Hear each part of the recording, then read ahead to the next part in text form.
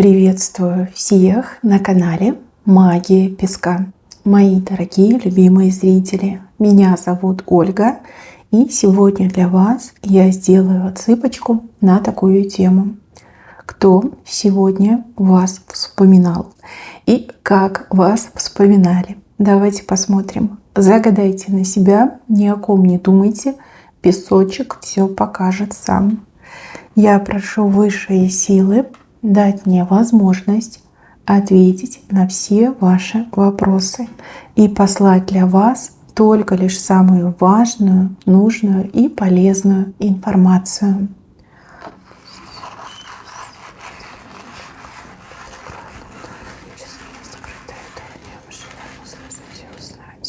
Ух ты, и троечка вышла, ну надо же. Так, какие-то друзья, подружки, те, с кем вы либо вместе работаете, либо в дружеских отношениях состоите. Сегодня был разговорчик, их было несколько, этих людей, и они говорили про вас, причем говорили про какие-то горы, которые вы перешагнули и даже не зажмурились. То есть какие-то ваши победы, достижения обсуждалось, что вы прям ого-го, какая крутая женщина, и что вам и море по колено, и гора всего лишь камень. То есть, знаете, это не сплетни, это не обсуждение, здесь, скорее всего, вот как восхищение. Да? Вами восхищались, о вас говорили, вспоминали какие-то подробности, там, исторические факты из вашей биографии, из того, что вы там пережили, что вы там одолели, кого вы одолели. В общем, был такой подъемчик у людей, и слова очень приятные звучали в ваш адрес. И еще я вижу, что эти люди, они как будто бы как-то вот сокрушались по поводу того, что вы сейчас не в их компании, да, либо не с ними вместе. Может, они вас звали, приглашали, может, вы сегодня на работу не вышли, а может, вы сегодня в разъездах были, да, вот. И такой был разговор, вот, что жаль, нет ее с нами, жаль, что она не присутствует, потому что с ней всегда вот как-то интересно, весело, либо можно выспросить какие-то подробности очень важные, да, вот как-то это все обсудить, поговорить. Я вам скажу, что ваши друзья, ваши подруги, они очень хорошо к вам относятся и вас явно уважают, вами восхищаются и даже гордятся тем, что дружны именно с вами, что в их жизни есть такой невероятно сильный, теплый, добрый человечек, как вы. То есть, такой приятный момент на самом деле. Дальше. О вас вспоминал и даже, наверное, пустил слезу, знаете, как всплакнул мужчина из вашего темного прошлого. Мужчина, который сделал неправильный выбор, и мужчина, который перечеркнул, либо вычеркнул счастье из своей жизни. Здесь мужчину показывают, типа умный, но на самом деле глупый. Человек, который, возможно, хвастался тем, что он такой вот прям умный, мудрец, знаток, храбрец, не знаю. Себя он превозносит, в своих глазах он еще та цаца и считает, что он умнее, чем другие. Человек сделал неправильный выбор. И сам себе он долго не мог в этом признаться. А вот сегодня что-то произошло. Допустим, человек мог вас случайно где-то увидеть. Либо человек мог наткнуться на ваши соцсети, либо, может, на какой-то сайт, сайт компании, где вы работаете, и там ваши фотографии во всей красе. Человек мог с кем-то поговорить, и этот кто-то знает вас. Да? И этот человек мог рассказать о том, чего вы добились, как вы изменились, как вы выглядите, какой у вас авторитет, какую должность занимаете, как вы вот как звездочка блистаете, да, в обществе людей. И этот мужчина из вашего прошлого, на него прям такая ностальгия нашла. Вот знаете, как-то взглянул на свою жизнь и ахнул. Ужаснулся, да, вот во что превратилась его жизнь, во что превратились эти его желания добиться какого-то сверхуспеха, либо Возможно, он выбрал карьеру вместо личного счастья с вами, а возможно, он выбрал другую женщину, потому что другая женщина, по его мнению, могла открыть ему путь к каким-то там несметным богатствам. То есть, по идее, мужчина надеялся, что, как стерпится, слюбится, либо я разлюблю, с глаз долой, из сердца вон, но это не сработало. Наоборот, каждый день этот мужчина вот прям убеждался кровью и потом, что он сделал неправильный выбор. Да, возможно, он добился того, к чему стремился, но счастье ему это не принесло. То есть мне вообще идет картинка какого-то Кощея, который чахнет над златом, но ему так больно от того, что это злато не делает его счастливым. От того, что деньги есть, а счастья нет, любви нет, холодно, ему холодно, его пробирает озноб, прям до костей промерзает у него тело. Вот, и казалось бы, вроде я успешный, вроде я там обеспеченный, вроде у меня все есть, а любви-то нет, а сердце-то любить-то хочет, просит, да. А так вышло, да, что вы единственная женщина, кто и умом, и сердцем смогли его зацепить. То есть вы женщина, которой он мог гордиться и, скорее всего, гордился. Вы женщина, которая подарила ему эту сказку любви, да, нежности, каких-то незабываемых эмоций, впечатлений, ощущений. Но он сознательно сделал неправильный выбор. И теперь ему очень грустно, наматывая, там, не знаю, слюни, сопли, слезы на кулак. Конечно, он никому это показывать не будет, но вот этот момент горечи, да, вот прям горечь идет, что я так лоханулся, я так ошибся. И еще у него какое-то прям очень жгучее желание с вами поговорить. Вот о чем-то поговорить. Сейчас я попробую посмотреть на картах, потому что мне тоже интересно, о чем он хочет с вами поговорить. Вроде как бы выбор уже сделан, да, жребий брошен. О чем он хочет поговорить? Что это за жгучее желание? Может, он хочет прийти к вам и признаться в том, что он был дурачок, что он погнался за материальными благами и в этой погоне просто потерял свое сердце. А может быть, он хочет прийти и предложить вам, скажем так, общение, чтобы вы его там простили, там придет покаяться. Да, может и так. Сейчас мы все узнаем. Просто, да, такой интересный момент. Но ему очень плохо. О чем он хочет поговорить? Явно тут уже про то, что хочет признаться. Да, он хочет признаться, что был глупеньким, что был дурачком, что вот ошибся. Хочется другое слово сказать, но мы на Ютубе, значит, пусть будет ошибся. Так, хочется ему рассказать, как он жил, как он там взлетел. Но опять же, этот взлет никакой радости, никакого счастья не принес. Хочется раскаяться, покаяться, поплакаться и даже, возможно, попросить у вас совет, да, какую-то мудрость и совет. Возможно, в свое время вы давали ему очень классные, мудрые советы, которые всегда работали. Может быть, да, какой-то вот не идет как тупик в его жизни, да, вот он прям уперся в тупик, в потолок, и счастья нет, и что дальше делать непонятно, да, вот как-то грусть идет. Горечь, прям горько-горько становится. Давайте посмотрим, что у него там еще на уме. Опять ребенок. Хочется глупости своей. Смотрите, одни и те же карты. Вот мешала, а карты одни и те же. Одни и те же карты. Горько. Ему плохо. Чувствует себя, вот как, знаете, глупый ребенок, да. Глупый ребенок, который счастье на конфеты променял. Конфету скушал, живот от них болит. И ни конфеты, ни счастья в жизни нет. Хочется переписать ему историю. Но он понимает, что навряд ли вы его простите. Может, он как-то очень некрасиво поступил, и вы ему сказали, что забудь обо мне, забудь и никогда не вспоминай. Да, может быть такое. А может, сейчас вы как звезда ему просто недоступны. Может, живете вы очень далеко друг от друга, и между вами такая разница, что даже голова начинает болеть и кружиться, когда об этом думаешь. Пусть плачет. Может быть, через слезы его вот эта грязь выйдет. Может быть, хоть так поумнеет. Да? хоть немножко начнет разбираться в жизни, не будет таким хвастливым и не будет таким алчным, да, шкурным, алчным человеком. Ну, если плачет, значит, что-то еще человеческое осталось. Вот. Но то, что его Кощеем показали, но это говорит о том, что да, действительно плохо, ему очень-очень плохо. Дальше. Еще сегодня вспоминала о вас какая-то женщина, карьеристка прям показана.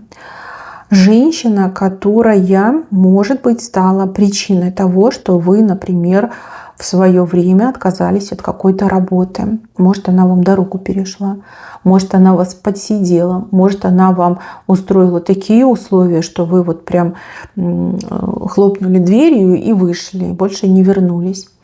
Ну, карьеристка, она и есть карьеристка, да, что тут возьмешь. Женщина с сильным характером на самом деле. И еще вот она какая-то мне идет агрессивная, да, у нее агрессии много.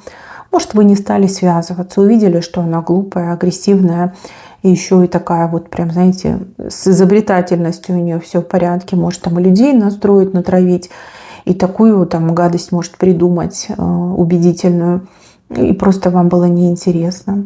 Может, вам, в принципе, эта работа была неинтересна, и вы ушли, ну, нашли себе лучшее место. Может, эта женщина была не вашей коллегой, но, допустим, вашей начальницей. Начальница, которая постоянно вам какие-то козни строила, какие-то вот капканы, ловушки, какие-то тупые задания вам давала, либо там на скорость задания, да. Мне нужно, чтобы ты это сделала на вчера, да.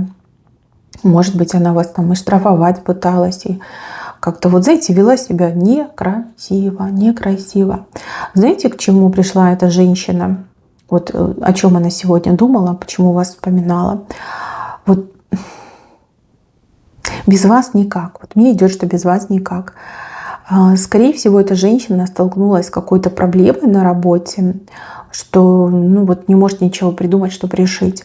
Либо кто-то этой женщине сказал, что вот она протупила, и вы были блестящим сотрудником, который там всю фирму на своих плечах вывозил, да, и без вас как без рук. То есть такую другую сотрудницу она уже не смогла себе найти, просто не существует, да. Все какие-то пустые, лишь бы вот это, знаете, штаны просидеть и домой пойти, и зарплату получить, да. Нет ни стремления, ни знаний, ни квалификации, ничего нет.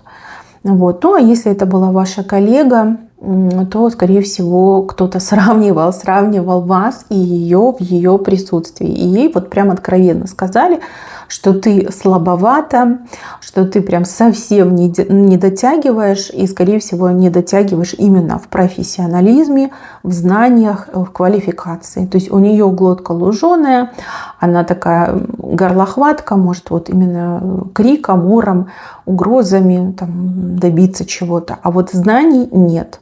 Да, квалификации нет. Либо есть, но очень-очень сильно поверхностная. И, допустим, если это была ваша коллега, то начальник мог так и сказать, что это была фатальная ошибка, допустить ваше увольнение. Он так и сказал: лучше бы ты уволилась, либо мне нужно было тебя уволить, а вот про вас, что нужно было любой ценой вас удержать на рабочем месте. Вот как-то так. Конечно, ей стало горько, конечно, ей стало не по себе, но с другой стороны, она ведь не глупый человек, она ведь понимает, что это правда, это факт. Как бы она там ни корячилась, как бы она там ни петушилась, все равно до вас ей очень сильно далеко. Это, как знаете, от неба до солнца. Ну, очень далеко. И невозможно, да, дотянуться. Вот. Что-то мне подсказывает, что эта женщина сегодня напьется. Либо она уже подсела на зеленого друга, да, катается на зеленой змее. Ну, либо вот именно вот это осознание, что да, как бы все равно никого не обмануть, все равно я слабое звено, и вот она сегодня пойдет и с горя напьется. Как бы так ей и надо, да, нечего было так себя вести. Умный бы человек у вас учился, понимаете, учился бы, набирался опыта, даже попросил бы вас, да, чтобы вы поучили, рассказали, поделились опытом, вы бы не отказали. Нет, вы не жадный человек, вы бы не отказали. А вот такие, как она, вот горлом все, да, берет и пакости делают, лишь бы вот теплое место занять. Ну хорошо, ты заняла теплое место, но ты же на нем удержаться не можешь. У тебя же там все уже ходуном ходит под тобой, земля трескается, скоро как раскроется. Это прям факт, 100% факт. Так, еще. Какие-то родственники вас вспоминали с вашей, с правой стороны. Скорее всего, родные люди. Это могут быть родители, братья, сестры, тетушки, дядюшки, бабушки, дедушки. И даже дети могут быть. Смотрите, был какой-то разговор о том, что для вас нужно постараться. Может быть, у вас скоро день рождения.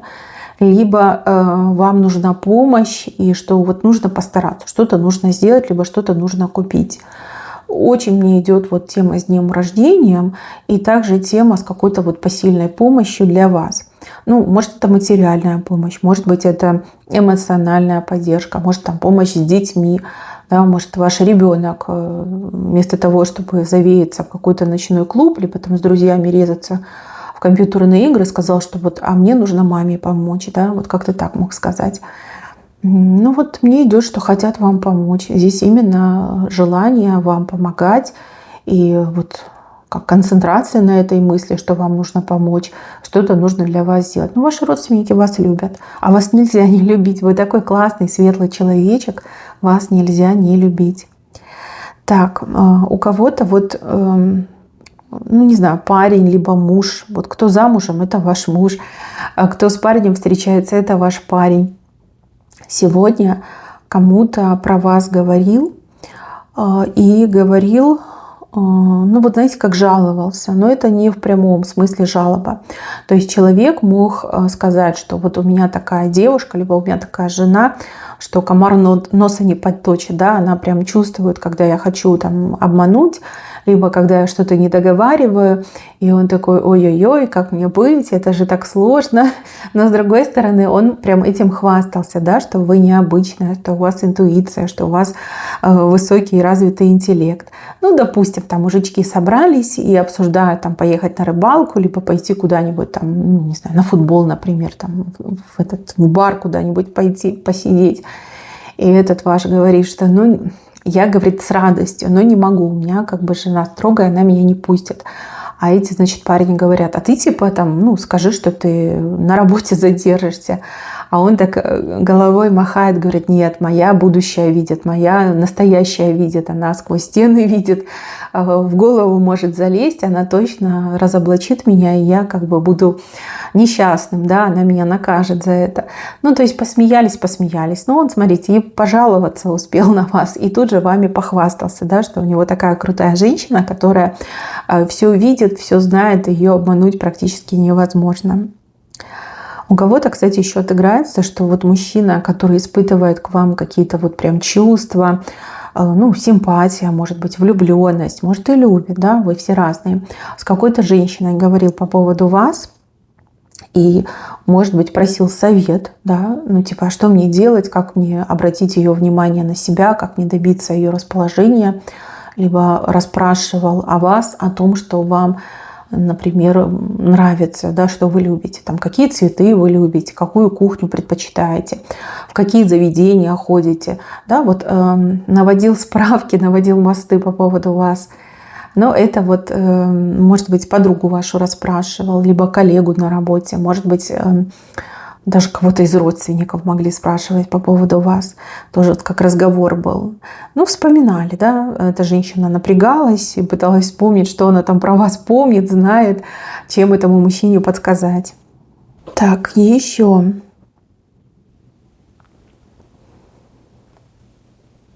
Мужчина на коне. Может, это тот, кто в дороге, либо тот, кто, допустим, постоянно перемещается на автомобиле. И еще это может быть даже какой-то курьер, либо посыльный, да, который вот туда-сюда ездит, развозит письма, посылки, заказы привозит. С левой стороны. Может быть, вам заказ какой-то должен прийти. Этот мужчина там просматривал адреса, просматривал людей, которым нужно отправить, к которым нужно приехать. И ну, про вас там прочитал, либо подумал про вас, про ваш адрес вспомнил. Вот как-то так идет. У кого-то отыграется, что да, действительно, какой-то мужчина, который постоянно перемещается на автомобиле, очень любит свой автомобиль, вот о вас сегодня не просто вспоминал, а думал о вас, да, возможно, даже мечтал, возможно, даже проезжал где-то рядом, где вы работаете, либо где вы живете, и прям очень медленно проезжал, там прям всматривался, а вдруг я ее увижу, а вдруг она где-то будет проходить, и тут я с ней там заговорю, либо предложу ей там подъехать, да, подвезти ее куда-то, да, такие мысли. Ну и также, если какой-то вот мужчина в командировке находится, либо откуда-то едет, либо куда-то едет, тоже мог сегодня о вас и вспоминать, и думать, да, и мечтать мог о вас. Ну, допустим, там в самолете сидит и так мыслями там с вами общается, да, либо там вспоминает, какая вы, там, что сказать, что сделать, как там с вами поддержать диалог, а может быть там что-то было интимное. Либо он там в поезде, да, там укачивает, он такой в полудреме, а вас там вспоминает, и может вы ему даже приснитесь. Ну вот мужчина на коне показан. Так, и в венце, в самом венце показана какая-то парочка. Они явно пара, потому что между ними связь.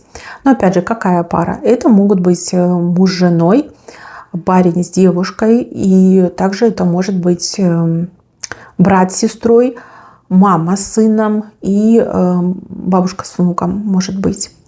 Вот эти люди сегодня о вас вспоминали, причем у них вот такие кривые лица были, вот как будто бы, знаете, лимон съели.